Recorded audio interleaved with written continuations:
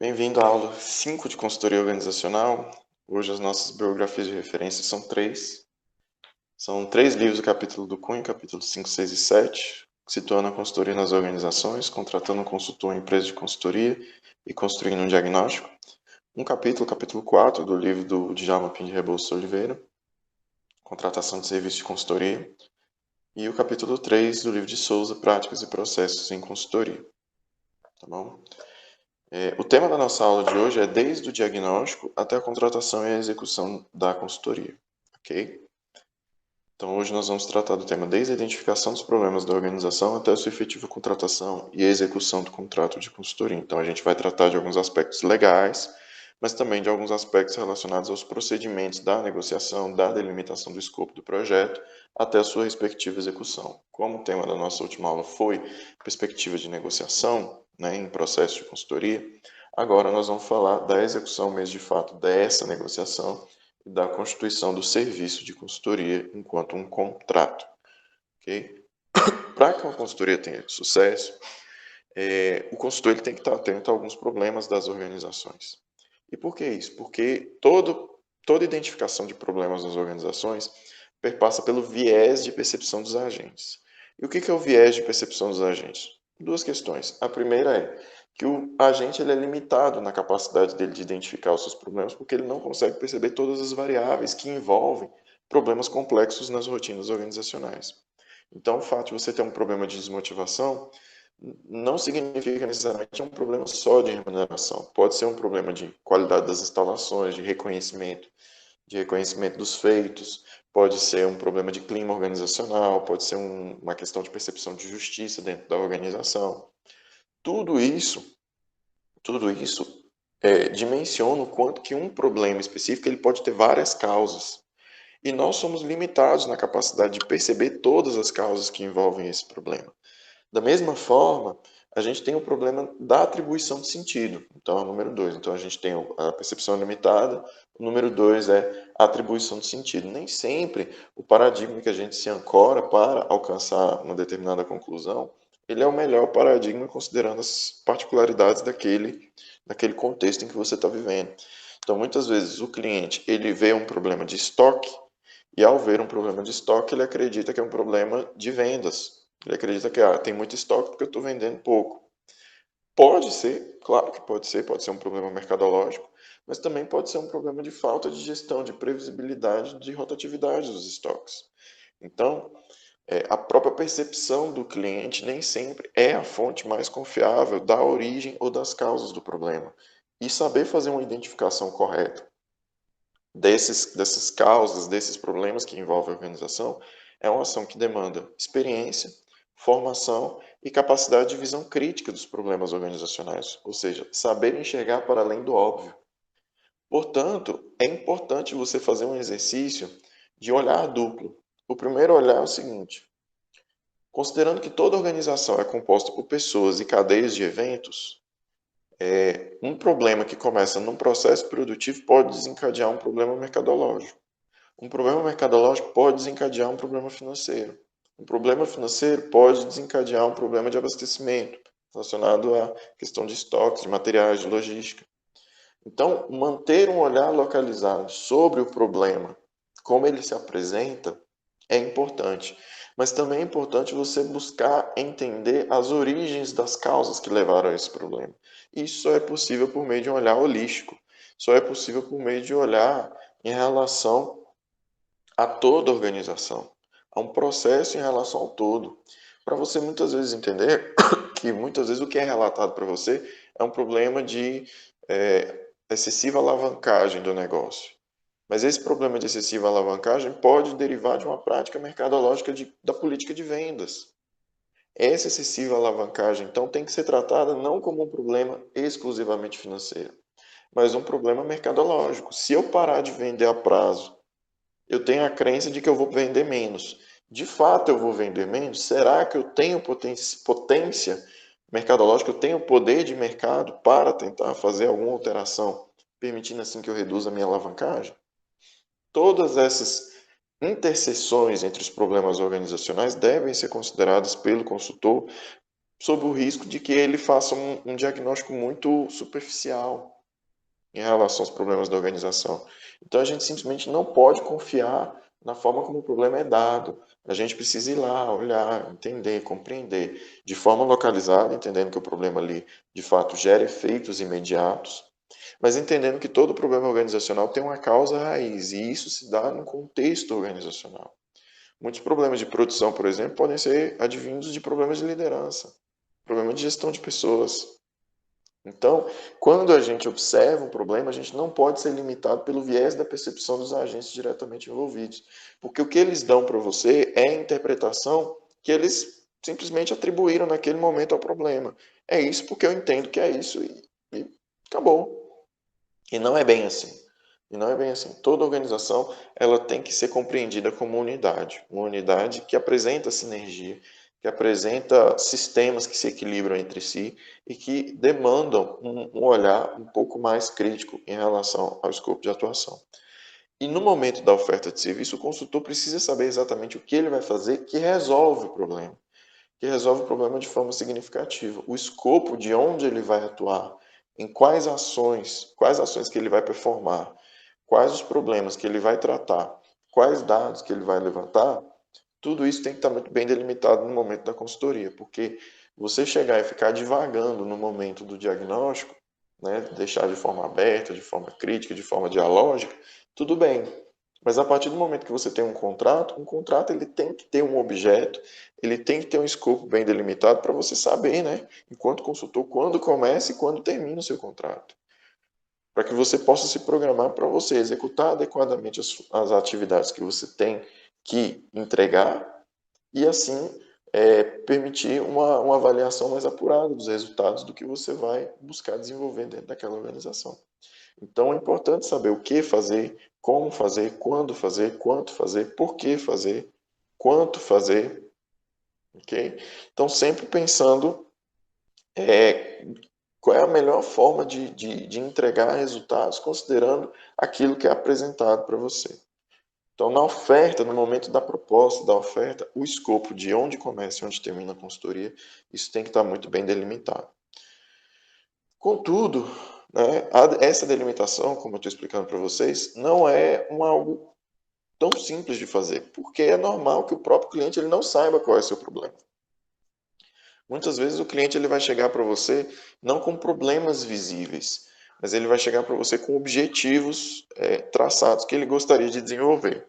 Pensando no caso de micro e pequenas empresas, o gestor, muitas vezes o dono, pode chegar e falar assim: eu gostaria de ter férias. Então, o problema organizacional é que o dono tem muito tempo que ele não tem férias. Eu gostaria de ter mais controle em relação ao que é feito em relação às finanças da empresa. Eu gostaria de ter um controle mais bem construído para a minha empresa. Eu gostaria de saber o quanto que eu recebo, quanto que eu estou ganhando, quanto que eu estou lucrando de fato dentro da minha empresa. Também é um problema.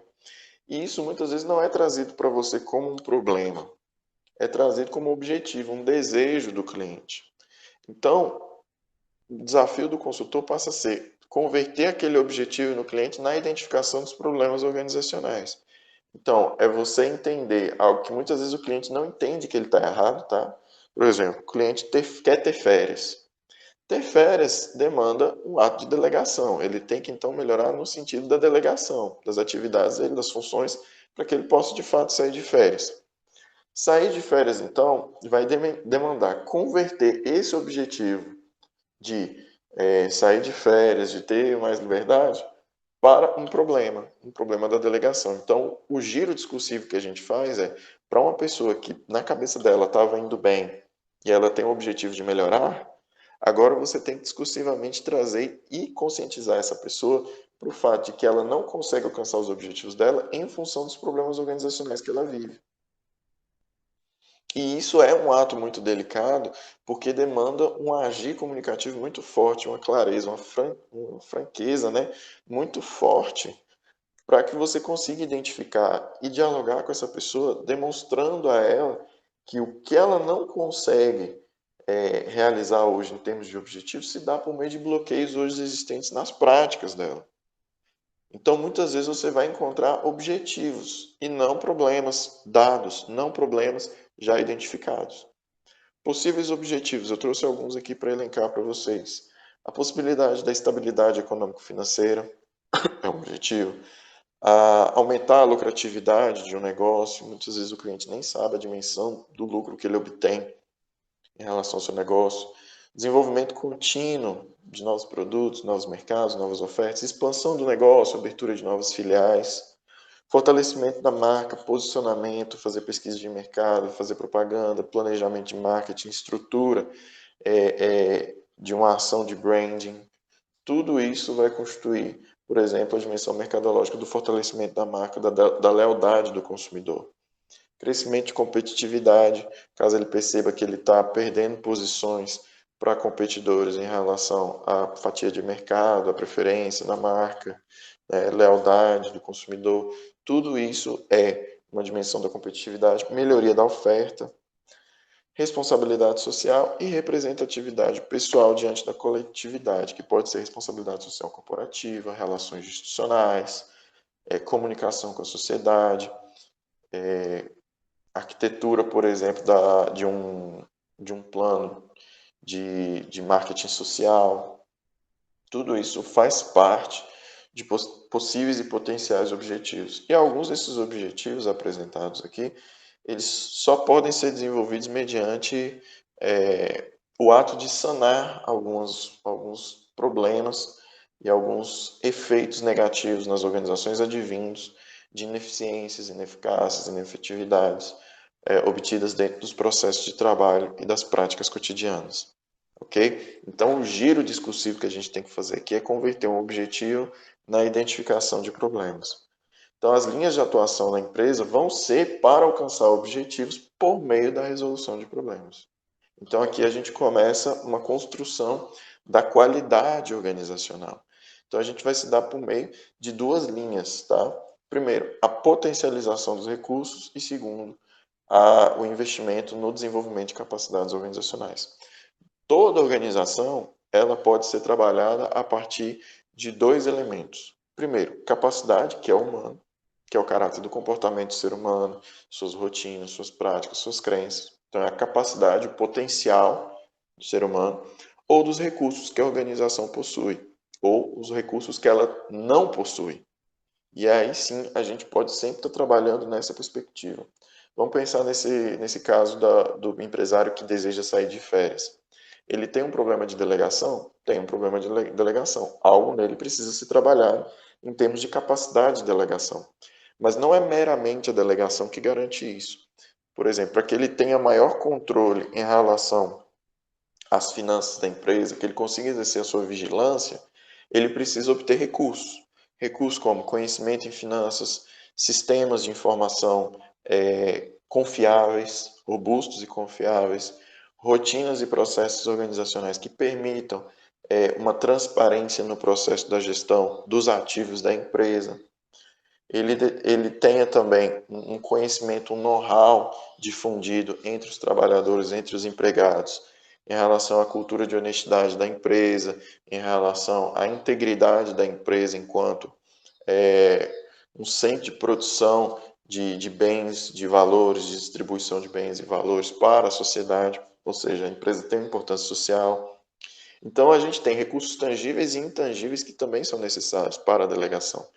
Então, quando a gente está falando dessas duas dimensões da organização, a gente sempre tem que pensar de que forma que nós vamos trabalhar a perspectiva das capacidades, né, do comportamento dos agentes e a perspectiva da adoção de recursos que potencializem o resultado dessa organização dentro do objetivo necessário. Então, a gente tem essas duas dimensões de atuação do consultor. Na identificação dos recursos que podem vir a melhorar a organização, ferramentas, tecnologias, maquinário, conhecimento. E a gente tem também a perspectiva da natureza intangível, que é a questão das crenças, dos valores, da cultura, da aprendizagem, do estudo dos agentes. Então, a gente sempre está trabalhando em duas perspectivas: estrutura organizacional via recursos e estrutura via capacidades. As capacidades organizacionais são as mais importantes. Porque, por mais que a organização não tenha recursos, é possível que a organização desenvolva a capacidade de obtenção de recursos. Então, quando a gente está falando das capacidades, de melhorar capacidades organizacionais, a gente está falando de três potenciais ações que desenvolvem a capacidade gerencial de uma organização, que é sensing, que é a capacidade de identificar oportunidades e atuar conforme o ambiente, que é a questão da organização aprender a se equilibrar com o ambiente externo, a de seizing, né, que é a possibilidade de desenvolver modelos inovadores de negócio, ou seja, de criar novas metodologias, criar novas formas de atuar no mercado, ou seja, de transformar as estruturas de atuação da sua empresa, ou seja, moldar o tamanho da empresa, o tamanho das operações, o modelo de negócio, o modelo de vendas. E a última capacidade é a de transformação, transforming, que é a de capacidade de modificar suas rotinas, processos e renovação organizacional. Parece ser mais fácil falar do que fazer, porque uma das grandes dificuldades das pessoas hoje é que, via de regra, quando a gente encontra uma zona de conforto, né, uma zona onde as nossas decisões valem a pena, a gente tende a ficar programado para aquela decisão. A capacidade de uma organização de transformar e de sair da sua zona de conforto, a capacidade dos agentes de se transformarem, de saírem da sua zona de conforto, de aprender sempre mais, de transformar suas metodologias, de transformar suas rotinas, suas práticas, mudar o seu jeito de lidar com o cotidiano. Que a gente está falando de organização, a gente está falando de cotidiano. De mudar pequenos hábitos, de mudar pequenas práticas, de mudar o jeito de pensar, de aprender com o ambiente externo, de sempre ver o seu negócio como algo mutável, ou seja, que você pode estar mudando o jeito de atuação do seu negócio, da empresa, o tempo todo. Tudo isso demanda um trabalho mental de capacidades organizacionais, de capacidades dos agentes nas organizações muito grande. E o objetivo do trabalho nessas capacidades é desenvolver competências para a organização. Uma vez que as pessoas desenvolvem as suas capacidades de transformação de comportamento, a organização como um todo adquire capacidades de melhoria organizacional, de melhoria dentro do mercado onde atua. E aí a gente, conforme a gente vai tendo uma possibilidade que a organização tenha cada vez mais pessoas desenvolvendo suas próprias capacidades de mensurar, né, de equilibrar o mercado externo, né, as oportunidades externas com as necessidades internas, a possibilidade de transformar suas rotinas continuamente e a possibilidade de remodular o seu negócio como algo constante dentro da organização, a empresa vai desenvolvendo três capacidades que a gente vai chamar de capacidades dinâmicas, que é a primeira, a capacidade de absorção. A organização como um todo, ela vai criar mecanismos de aprendizagem. Então, a consultoria ela pode ajudar a organização a aprender. Então, não é só ir lá e entregar um resultado de um treinamento, mas é ensinar que aquelas pessoas pensem de forma autônoma, para que elas aprendam a aprender. Elas aprendam que elas têm que continuar crescendo naquele tipo de conhecimento que é apresentado. Então, a primeira capacidade é a capacidade de absorção, é a capacidade absortiva de conhecer e absorver as informações, os dados do ambiente externo e assim conseguir exercer a próxima capacidade, que é a capacidade adaptativa, de adaptar-se, que é de conseguir responder a esses estímulos externos por meio das reconfigurações de processos organizacionais, por meio da mudança de rotinas, de hábitos, por meio de mudança de pequenas etapas de processos, de pequenas ações no cotidiano que fazem uma diferença em relação à organização. Além, claro, da adaptação, né, por meio de aquisição de novos recursos. A organização ela entende, né, que precisa o tempo todo estar renovando seus recursos, melhorando os recursos já existentes e aproveitando todo o potencial dos recursos que a organização dispõe para atuar naquele mercado.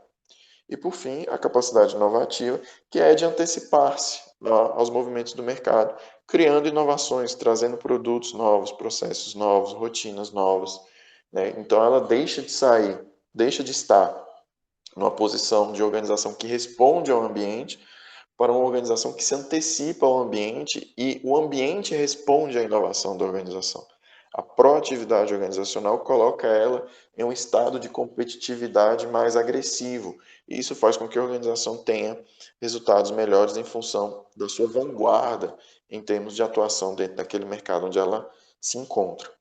Tá? Então, sempre enquanto a gente vai atuar na consultoria, a gente não pode ver os problemas de uma forma muito abstrata. A gente tem que pensar da seguinte forma: o problema existe. Por exemplo, falta de gestão de giro. Falta de gestão de giro. Então, a empresa está muito alavancada, tem um endividamento muito grande em capital de giro. Existem, então, conhecimentos, comportamentos, crenças, capacidades relacionadas a dimensionamento de conhecimento em relação ao mercado, em relação à gestão, que precisam ser trabalhadas. E existem recursos como técnicas, ferramentas, conhecimentos a serem adquiridos que precisam ser incorporados na organização para que ela consiga se regular no processo de gestão, por exemplo, do capital de giro dentro da empresa, ok? Então você precisa modular, sempre compreendendo quais os recursos são necessários, quais capacidades precisam ser desenvolvidas, quais conhecimentos vão ajudar e de que forma que a gente pode implementar, que a gente pode potencializar o uso desses recursos e dessas capacidades dentro da organização.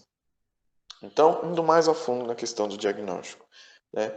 O diagnóstico, ele deriva de coletas de informações. Então, o cliente, ele vai trazer para você informações relacionadas à rotina dele, aos problemas, à percepção dele, mas também é necessário você ir lá e conhecer a realidade organizacional. Então, pelo método de coleta, né, o método de coleta vai te ajudar bastante a compreender com maior complexidade e com maior senso crítico de que forma que a organização se articula no dia a dia e como que isso gera os problemas. Então você tem a possibilidade de ir lá e observar, faz o seu diário, faz as suas anotações, né? Você vai lá, que a gente fala, ocorre in loco, né? Que acontece no local. Você vai dar as observações, você vai observar, você vai anotar, você vai perguntar. Você pode fazer entrevistas também, você pode fazer entrevistas. E essas entrevistas com esses agentes, então, é para entender como os problemas da organização se manifestam na subjetividade dessas pessoas, ou como elas interpretam aquele problema, e mostra, inclusive, para você por que para elas aquilo é um problema. Então, você pode fazer entrevistas também, e você pode fazer observação participante, que é você ir lá viver a rotina da empresa junto com os agentes, né? Compreender como as operações acontecem, indo lá, participando, interagindo, compreendendo, vivenciando a realidade daquela empresa. Então, o diagnóstico ele pode se dar por meio da observação direta, por meio da observação participante, por meio de entrevistas, mas também é possível você obter dados, dados de contabilidade, dados de resultados anteriores, dados relacionados a desempenho de vendas, dados relacionados a pesquisas de clima organizacional que a organização já realizou antes. Então, todas essas possibilidades, quanto mais riqueza de dados no levantamento de dados para o exercício da sua análise, melhor. E aqui não é uma análise no sentido de gerar já potenciais conclusões. Não, é no sentido de identificar, de fato, onde reside aquela dor da organização. Quais são as causas que dão origem àquela dor? Como que aquela dor pode ser trabalhada para que ela deixe de ocorrer para os agentes envolvidos na organização? Então, o fato de muitas vezes a gente trabalhar só com a percepção do agente não garante o resultado, porque o agente vai falar: o problema é que eu estou vendendo pouco. E aí você vai e acredita que o problema é a venda e você vai lá e implementa uma consultoria de vendas e potencializa e começa a gerar promoções e começa a gerar propagandas e as vendas começam a crescer e o cliente vai percebendo que ele está vendendo muito, está se alavancando, isso pode gerar efeito tesoura e aí ele vai faltar produto no mercado, vai aumentar o endividamento. Então, calma. Qual que é o problema de fato? Qual que é a dor de fato da organização? Às vezes o cliente acha que ele está vendendo pouco, mas às vezes o problema é que ele está lucrando pouco. Então ele tem que entender de fato o quão saudável é a operação da empresa dele e de que forma que esse trabalho pode ser realizado para que essa organização consiga ter pelo menos o escopo das dores e dos objetivos organizacionais bem estabelecidos. Considerando os objetivos da organização, algumas perguntas podem ser feitas para ajudar nesse diagnóstico. Quais são as oportunidades que a gente pode aproveitar em relação aos problemas apresentados, em relação aos objetivos apresentados? Então, por exemplo, eu quero ter férias. Quais são as oportunidades, então, que a gente pode aproveitar em relação à perspectiva de delegação dentro das organizações? Como podemos melhorar o modelo de negócio? O que precisa ser modificado na rotina de trabalho, nos processos? Como podemos garantir a continuidade de aprendizagem? Como a organização pode criar uma rotina de adaptação ao mercado? Como a organização pode se antecipar ao mercado trazendo algo novo? Todas essas perguntas servem ao propósito de ajudar a resolução daquele objetivo, para você traçar linhas de ação. Traçar linhas de ação em recursos, em capacidades, demanda, então, você estabelecer uma zona de atuação do permitido e uma zona de atuação não permitida, ou seja, aquilo que você não vai entrar. E isso, por isso que eu falo que é da importância da negociação franca e aberta, porque necessariamente você vai atuar como uma atividade de meio, não para garantir o fim. A consultoria em si, ela não é uma atividade fim. Você não vai garantir resultados. Você vai garantir acesso a novos meios, a capacitação, a aquisição de novos recursos, para garantir que a organização seja mais capaz, por si só, de alcançar os objetivos que ela estabelece para si mesma, tá? Então, esse exercício de estudo, ele tem que ser feito de uma forma muito crítica, ele tem que ser feito de uma forma muito completa, trazendo o máximo de lastro para a formação do convencimento do consultor de quais são os problemas que deverão ser tratados na organização, considerando os objetivos apresentados, ok? Identificar problemas de gerenciamento, então, esse trabalho de converter objetivos em identificação de problemas, isso passa a ser um desafio muito consistente dentro da organização. Cada consultor, claro, vai estabelecer sua própria metodologia de diagnóstico, cada consultor vai estabelecer a sua linha de ação dentro da organização e vai construir seus próprios meios de identificação. Eu vou levantar, né, se eu faço só consultoria financeira, eu vou levantar os dados que me interessam, as rotinas organizacionais, as formas de registro, o levantamento de informações a respeito dos softwares e das ferramentas utilizadas. Eu vou observar o cotidiano, posso fazer entrevistas, mas o principal elemento vai ser o uso de dados. Então, dentro dos dados financeiros de uma empresa, né, ou da falta de dados financeiros de uma empresa, eu vou estabelecer a linha de ação do possível. Então, eu vou construir checklists de elementos que eu vou verificar na ocorrência para eu entender se de fato todos os procedimentos ou todas as etapas de gestão que garantem uma gestão financeira saudável estão sendo observados. Então, essa construção de checklist vai permitir a construção de conhecimento consolidado. Então, se você faz o seu primeiro checklist e aí você vai para a organização, ao longo do trabalho você vai percebendo novos problemas, você vai incorporando no seu checklist. Com o tempo, seu checklist vai crescendo e você vai ganhando mais experiência e verificando mais questões dentro da organização. Isso vai formando um conhecimento acumulado, né? Vai gerando uma aprendizagem consolidada dentro da organização a respeito daquilo que o seu olho é treinado para enxergar. Então, a construção dessas ferramentas de diagnóstico, ela é muito importante dentro do seu escopo de atuação. Daí a importância de você não ser generalista demais em relação à consultoria. É importante você ter um escopo de atuação, um limite de atuação muito bem delimitado. Onde que eu vou atuar, como que eu vou atuar, em que eu sou capaz de atuar e identificar problemas organizacionais. Cada consultor, conforme a sua experiência, né, conforme a experiência acumulada, ele vai conseguir identificar mais e melhor. Então, essa questão do olhar do consultor sobre a organização é também uma questão de experiência dentro da organização. É você aumentar a sua experiência em relação ao diagnóstico de problemas organizacionais, e aumentar a sua experiência quanto mais consultorias você faz, quanto mais relatos você tem de empresários, quanto mais vivência você tem dentro de rotinas em diferentes organizações, mais refinado o seu olho vai ficar para identificar as possíveis falhas que estão ocorrendo, os possíveis problemas que estão ocorrendo dentro da organização. Sempre lembrando do viés do interlocutor. Sempre lembrando do seu viés enquanto consultor, ou seja, você já tem um olhar treinado para enxergar certas coisas, mas o cliente também tem um olhar treinado para se importar com outras. Sempre lembrando, então, que existe um problema de viés, existe um problema de interpretação. Nem sempre a interpretação que é dada pelo cliente é a melhor.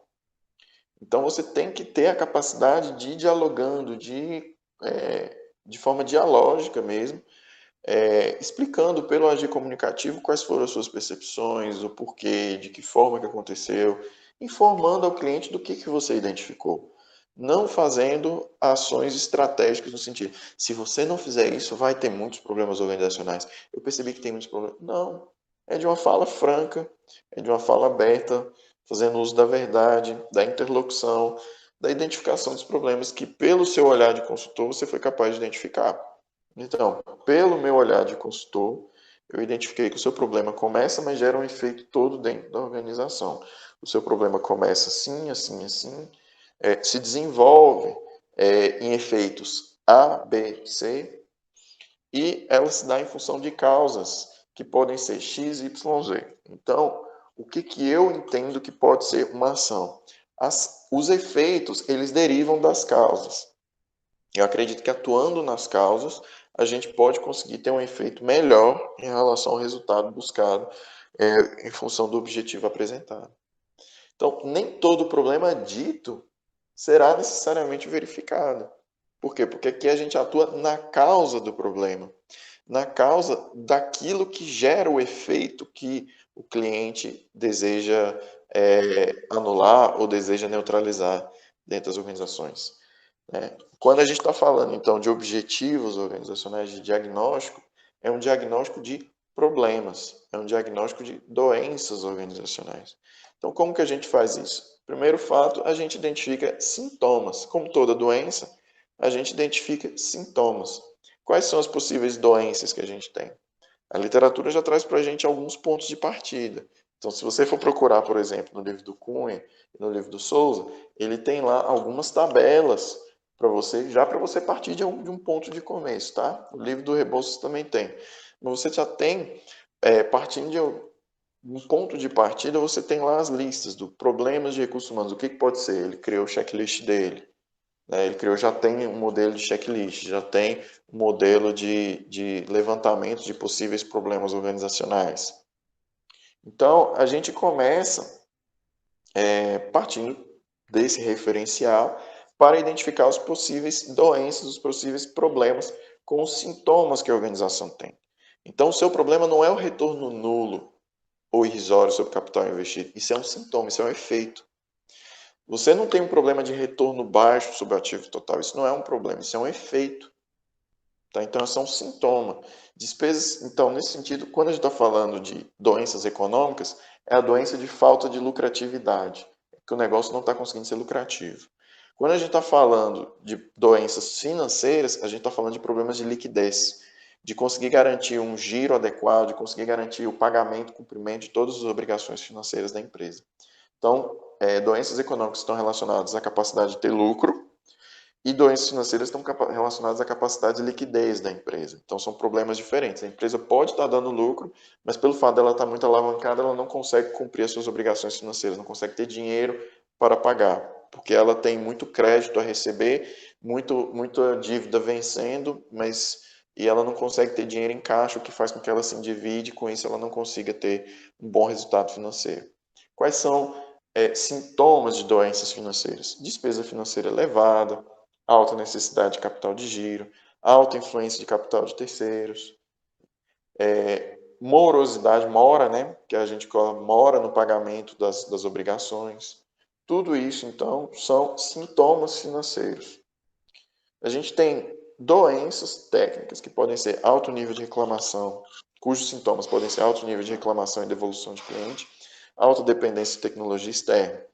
Em relação a doenças mercadológicas, a gente tem processo de distribuição inadequada, falta de competitividade no mercado, baixo volume de venda, preço inadequado dentro daquele produto ou serviço vendido. Doenças administrativas podem ser ineficiência, basicamente, né? Demora para o processamento de rotinas administrativas, inadequada utilização de recursos disponíveis, trabalhos repetidos, retrabalho, né? Falta de processo de planejamento, não conseguir cumprir metas, não conseguir cumprir objetivos organizacionais, não ter um processo de planejamento eficaz que consegue chegar e gerar resultados para a organização. E a gente tem doenças também comportamentais, que são falta de motivação, cujos sintomas são falta de motivação, baixo nível de coesão, alto nível de atritos, alto nível de rejeição à mudança. Você não vai considerar esses elementos como problemas a serem trabalhados. Você vai considerar isso como sintoma. Ok? Então, isso aí não é causa. Eu vou trabalhar a motivação. Trabalhar a motivação é algo muito genérico. É algo amplo demais. Trabalhar a motivação. E você fica aí no campo das ideias, você fica aí no campo da criatividade, né? Como vai trabalhar a motivação? Não. Isso é um efeito. É um efeito do quê? De problemas que acontecem na organização.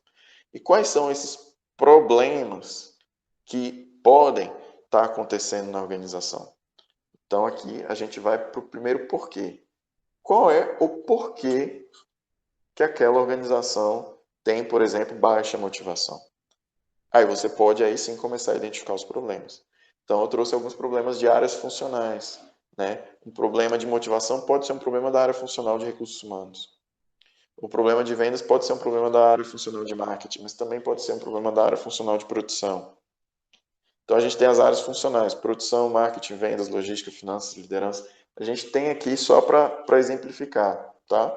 Então, para a área de produção, a gente pode ter excesso de produção, excesso de estoque, excesso de movimentação, relacionado à espera, ociosidade dentro da linha de produção, defeitos, excessiva movimentação nas operações, ineficiência de processamento, problemas logísticos. Em marketing, preço elevado ou inadequado, produtos inferiores perigosos, comunicação ineficiente com o cliente, segmentação inadequada. Tá? Tudo isso são problemas. Tudo isso são problemas. Vendas, baixa motivação e engajamento da equipe, alta rotatividade pessoal, técnicas de atendimento ineficiente, falta de conhecimento em relação ao produto. Logística, promessas não cumpridas, processos manuais ineficazes, atividades operacionais de alto custo, visibilidade limitada. Finanças, indicadores financeiros desfavoráveis, processo de gestão impróprios, estrutura de custos inadequada, gestão do capital de giro inadequada. Tudo isso, né, são problemas que derivam dos sintomas. Tá? Liderança, excesso de autocracia, um líder que manda muito, é pouco democrático, não ouve, acaba sendo muito imperativo dentro da organização, falta de conhecimento em gestão, estilo de liderança inadequado para a cultura, dificuldade de motivação do trabalho em equipe. Todos esses são problemas. E aí a gente vai para o terceiro nível, que é a identificação do porquê que esses problemas acontecem. Aí a gente entra no segundo porquê. Tá? Dentro da linha de qualidade, a gente tem algumas correntes que falam que de um sintoma chegar a uma causa raiz, ele tem que passar pelo exercício de porquês 5 vezes. Tá? Nessa metodologia que eu estou passando para vocês, você passa pelo porquê 2 vezes. Acontece um sintoma organizacional. Por quê? Porque acontece um problema. Por que acontece esse problema? Aí você entra na causa. Tá? Por que o problema acontece? A causa do problema que é o ponto onde você vai trabalhar. Então, eu trouxe aqui para vocês os sintomas: despesa financeira elevada e alta necessidade de capital de giro. Esse é um sintoma. Quais são os problemas? Indicadores financeiros desfavoráveis, que demandam análise. Processos de gestão impróprios e gestão inadequada de capital de giro. Quais são as possíveis causas? Falta de planejamento do ciclo financeiro. Por exemplo, a questão da falta de planejamento entre o ciclo entre pagar os fornecedores e receber dos clientes. Esse é o ciclo financeiro. O ideal do ciclo financeiro é que você receba antes de pagar, ok? Para você ter um ciclo financeiro saudável. Então, você planejar todas as operações de marketing e vendas. Falta de planejamento de vendas a prazo, então isso vai ser um efeito. Alto nível de endividamento de capital de giro, isso também é outro efeito, em função da necessidade de capital de giro e das despesas financeiras elevadas, que é você pagando o juro em função dos empréstimos que você está tendo. Então, essas causas, elas passam a ser trabalhadas. Então, trabalhar a questão da necessidade de capital de giro vai demandar necessariamente que você atue nas causas, que é a estratégia mercadológica da empresa, a estratégia de vendas da empresa e a estruturação do planejamento financeiro, do ciclo financeiro da empresa, o ciclo entre receber dos clientes e pagar os fornecedores, para que você tenha uma certa folga aí, permitindo que o seu ciclo financeiro gere um excedente que vá financiar suas operações no giro financeiro da empresa. Então, é um problema que, ao mesmo tempo, é um problema financeiro, mas também é um problema mercadológico, é um problema de marketing. Porque planejar as vendas a prazo demanda um estudo mercadológico para entender o impacto de você, a partir de agora, não vender a prazo para o seu cliente, principalmente em função da natureza do seu produto. Então, acaba sendo um problema tanto de marketing quanto de finanças. Então, você atua nas causas do problema. Então, aí que está o seu diagnóstico de atuação. Claro que você pode fazer o segundo porquê. Por que falta o planejamento de ciclo financeiro? Porque as pessoas não sabem. Ótimo, então vamos estabelecer um treinamento. Vamos dar o conhecimento. Por que falta o ciclo financeiro? Porque falta uma ferramenta, um recurso. Ótimo, vamos então incorporar ferramentas que vão ajudar no cotidiano da empresa. Ok? Você pode fazer nesse exercício dos porquês quantas vezes você julgar necessário para chegar numa causa raiz satisfatória. A literatura fala em 5, né, porquês. Mas eu acho que a partir do segundo as causas já começam a aparecer para o consultor, tá bom? Outro exemplo, falta de competitividade no mercado. Preços elevados ou inadequados são os problemas. O sintoma é a falta de competitividade. Comunicação ineficiente com o cliente é outro problema. Por que acontece? Aí nós vamos para a causa. Muito desperdício na linha de produção, preço elevado, né? Muito desperdício, ou seja, o custo de produção está sendo alto em função de muitos defeitos, muito desperdício que está acontecendo. Processo de produção ineficiente, ou seja, que não consegue reduzir o custo unitário do produto. Falta de planejamento de propagandas, ações promocionais, falta de canais de comunicação efetivo com o cliente. Isso é problema. Cada um dessas causas você pode fazer o porquê e desenvolver essas causas cada vez mais. Mas aí estão as 4 linhas de ações que vocês vão ter para a questão da falta de competitividade no mercado. Então você identifica efeitos, você identifica sintomas e você identifica problemas, mas o seu foco de atuação tem que ser nas causas do problema. Quando a gente está falando em termos de gestão da qualidade em consultoria, você atua nas causas. E uma vez resolvidas as causas dos problemas organizacionais, aí a organização começa a ter capacidade de atuar e alcançar seus objetivos com maior propriedade dentro daquele segmento, daquele espaço onde ela está atuando. Ok? A partir daí, então, a partir da identificação das causas, você começa a fazer o planejamento da atuação nessas causas. Então, é identificar se é um problema de paradigma ou de utilização. E aí você tem, por exemplo, um problema da causa. Por exemplo, falta de planejamento de propaganda e ações promocionais. É um problema de crenças erradas ou de faltas de crenças, ou é um problema de utilização errada dos recursos que já existem? Então, sempre é um dos dois. Tá? Você identificou a causa. Agora você vai estabelecer, é um problema de utilização errada de recursos ou é um problema de paradigma, de crenças erradas na organização? Porque de utilização de recursos, de novo, a gente está indo para a dimensão dos recursos. De paradigma, a gente está falando da dinâmica da capacidade da organização. Então, o paradigma da atuação no mercado pode estar equivocado. A empresa pode ter crenças erradas em relação ao consumidor.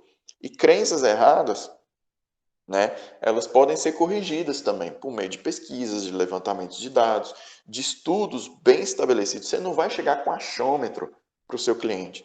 Ah, nós gostaríamos de vender mais. Se você identifica que é um problema de paradigma, né, você tem que se perguntar, será que nós estamos adotando as linhas de ação adequadas para esse tipo de mercado? Muitas vezes a percepção do empresário ou do executivo, ela é uma, mas a percepção do cliente é outra.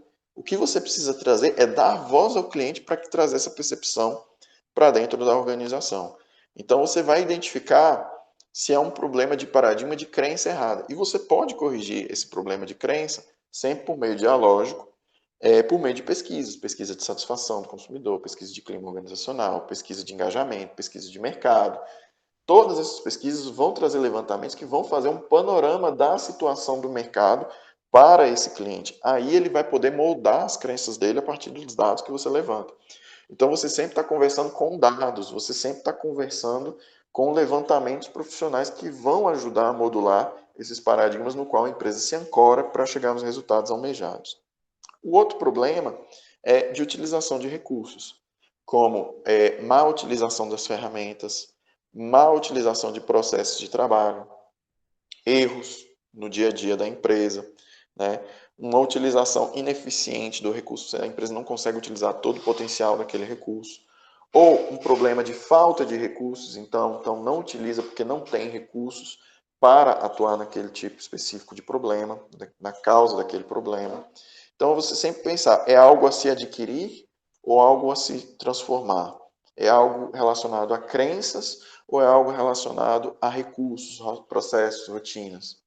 Então, você sempre tem que trabalhar os dois de forma concomitante, compreendendo de que forma que você pode agregar valor para a dimensão dos recursos e das capacidades da organização. Então, dependendo da natureza do problema, né, se for um problema de paradigma, por exemplo, esse problema de paradigma ele precisa ser trabalhado por meio de ações educativas. Então, você não vai simplesmente trazer a ferramenta e falar, toma, vamos lá, vamos começar a praticar. Demanda todo um trabalho de educação, de transformação do paradigma dos agentes.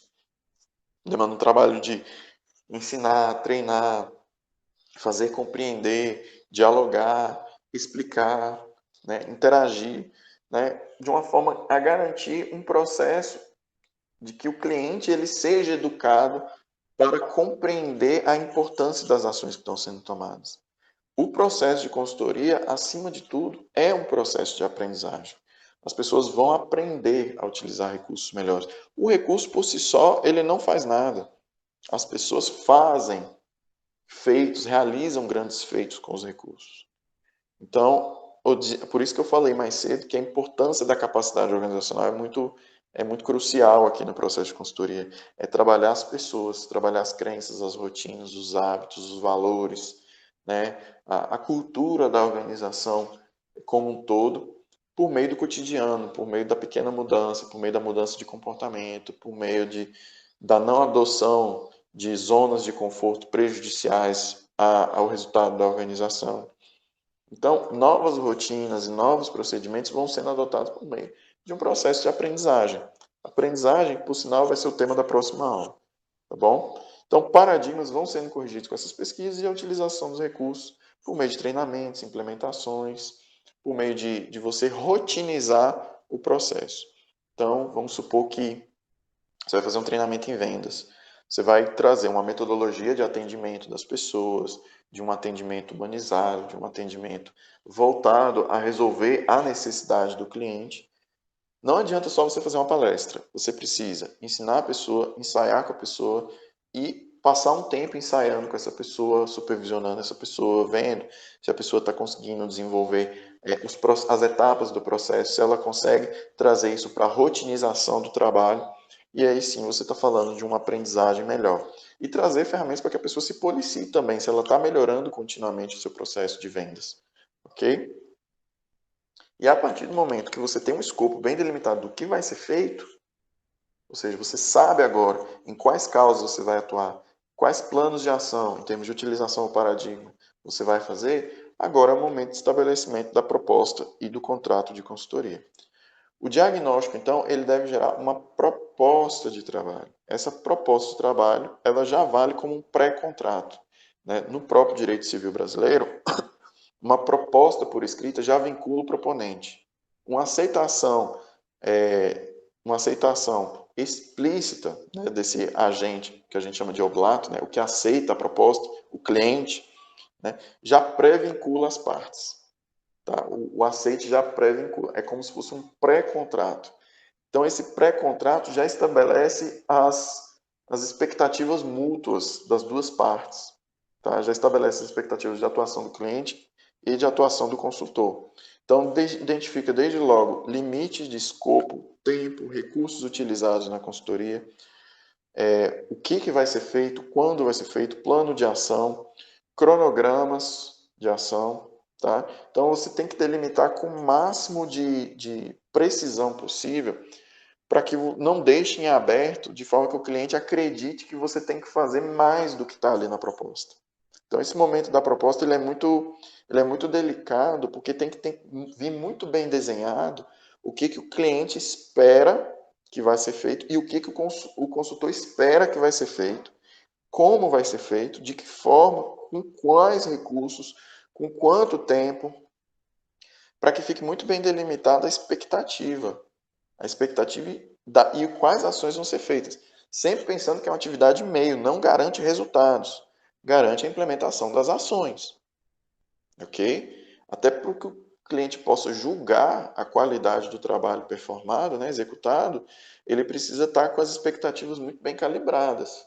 Então, na proposta, geralmente, a gente tem algumas informações que são necessárias, que são fundamentais, cruciais, para alcançar uma boa contratação, que é a apresentação dos objetivos da consultoria, né? Desses objetivos da consultoria, então, você pode trazer as principais conclusões do seu diagnóstico, ou seja, o objetivo da consultoria é esse, se deu em função do diagnóstico X, Y, Z, tá? A apresentação do consultor, ou seja, o escopo da apresentação da consultoria, a capacitação técnica do consultor de fazer e realizar o trabalho que ele está se propondo. O escopo da consultoria, os objetivos gerais específicos, as metas, né, que o consultor busca alcançar ao longo do trabalho.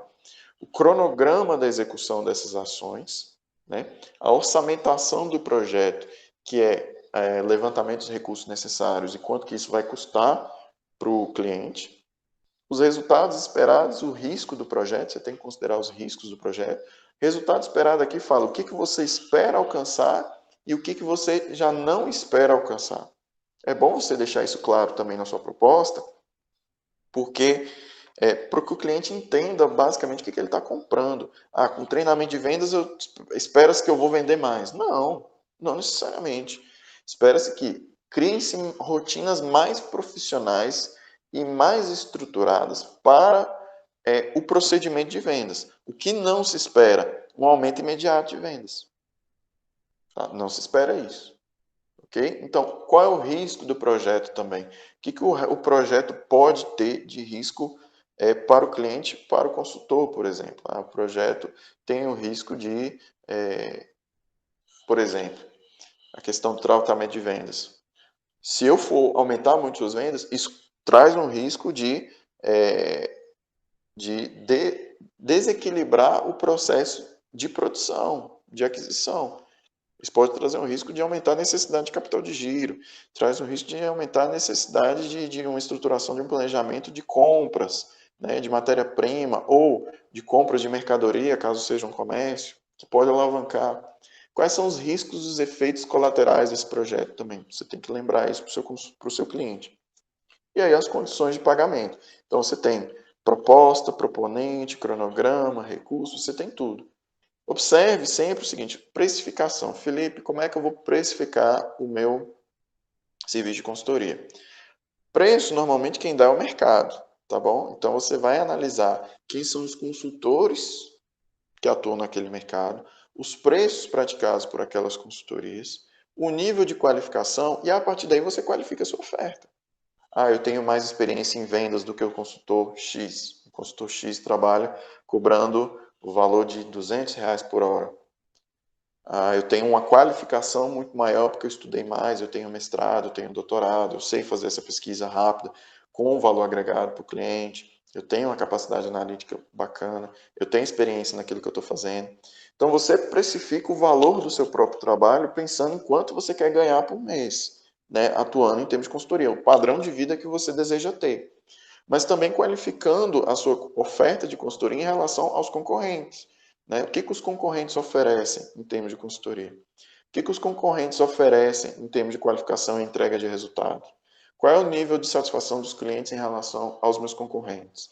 E a partir daí você cria suas estratégias. Se vai ser uma estratégia de liderança em custo, em termos de consultoria de pacote, se é uma estratégia de diferenciação, se é uma estratégia de foco.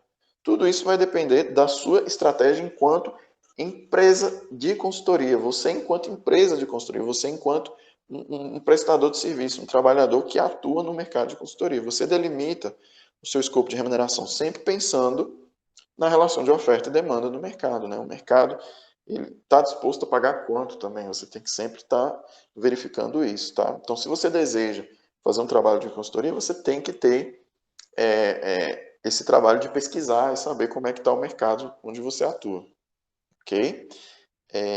Algumas profissões, elas já têm os preços tabelados, né? Algumas profissões já têm preços tabelados. Então, é assim, por exemplo, no ramo da medicina, planos de saúde tabelam os preços das consultas. A advocacia, ela é tabelada, por exemplo, tem um valor da tabela da OAB que delimita os valores mínimos a serem cobrados por advogados. E aí você tem práticas de mercado, sempre tem profissionais que cobram abaixo do valor de tabela, né, valor do mercado. Mas aí passa a ser uma questão de valorização do seu próprio trabalho. Qual é a sua estratégia? Liderança em custo? Qual é a sua estratégia? Fazer muitos com uma qualidade padronizada, rápido, e ganhar dinheiro em função do volume de atendimento?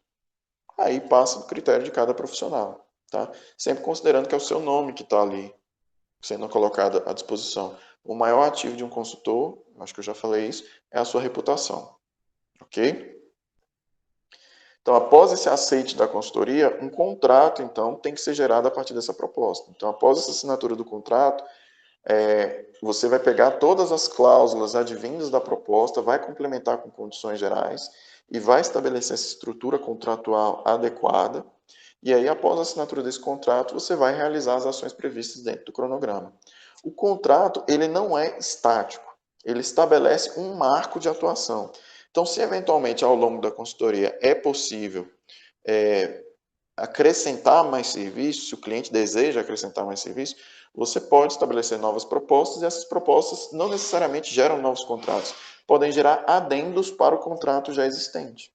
Então aí pode complementar a oferta. Então o contrato ele não é estático porque ele pode ter adendos que retiram obrigações do contrato e que acrescentam novas obrigações do contrato. Agora o contrato é esse estabelecimento de lei, é a lei do que tem que ser feito e como tem que ser feito. Então, também são possíveis que os contratos sejam revisados em função de fatos inesperados. Por exemplo, o cliente, ao longo do processo da consultoria, ele resolve vender a empresa.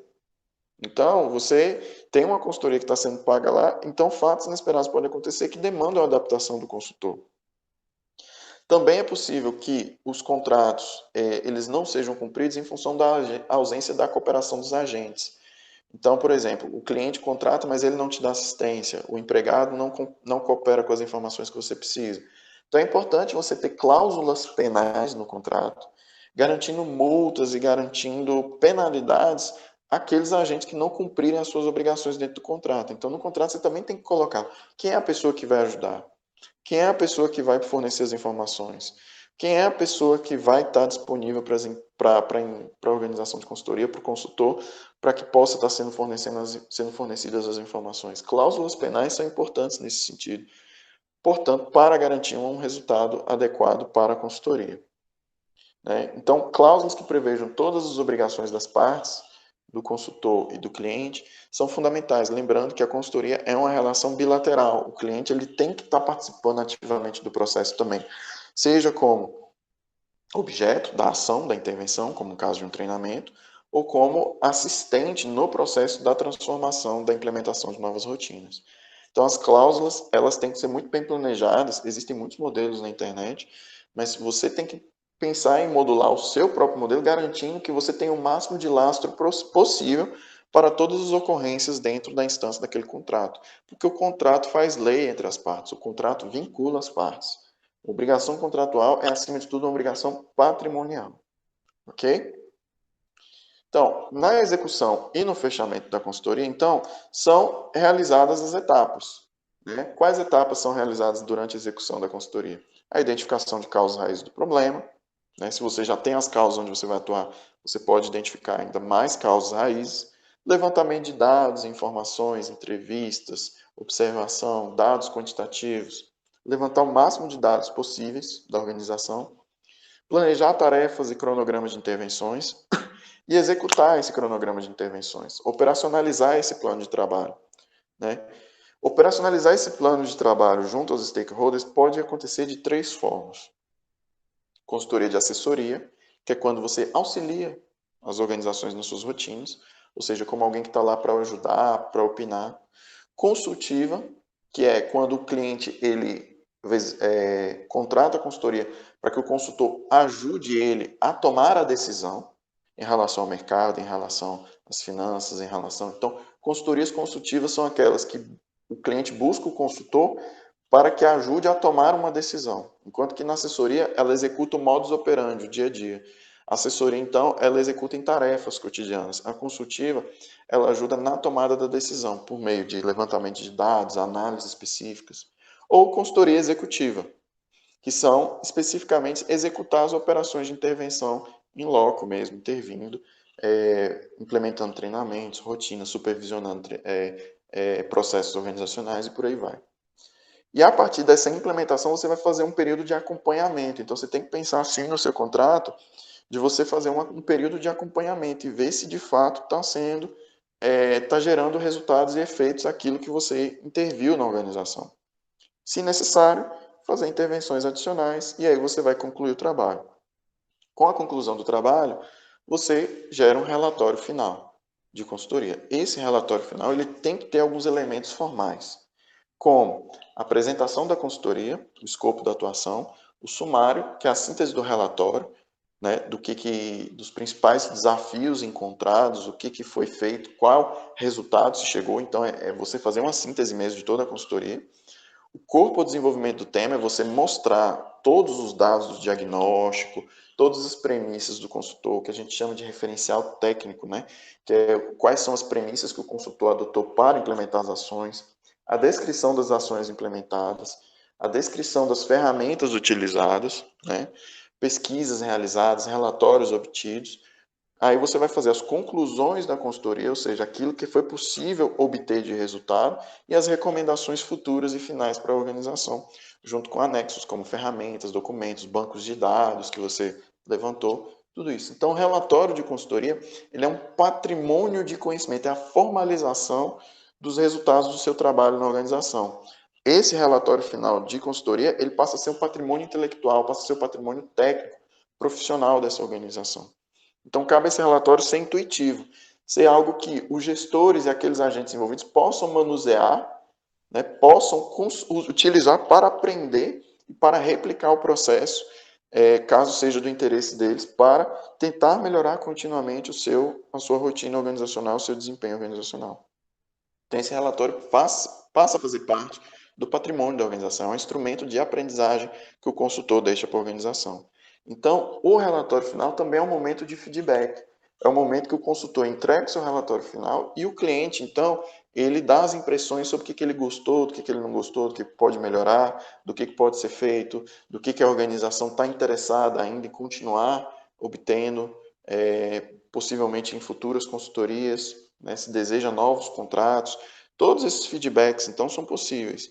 E a partir daí você vai gerenciando a sua relação com o cliente, né? Você vai entrega para ele o resultado final e a partir daí você vai munindo ele de informações de novidades no mercado que vão surgindo, caso no futuro ele queira também contratar novos serviços de consultoria.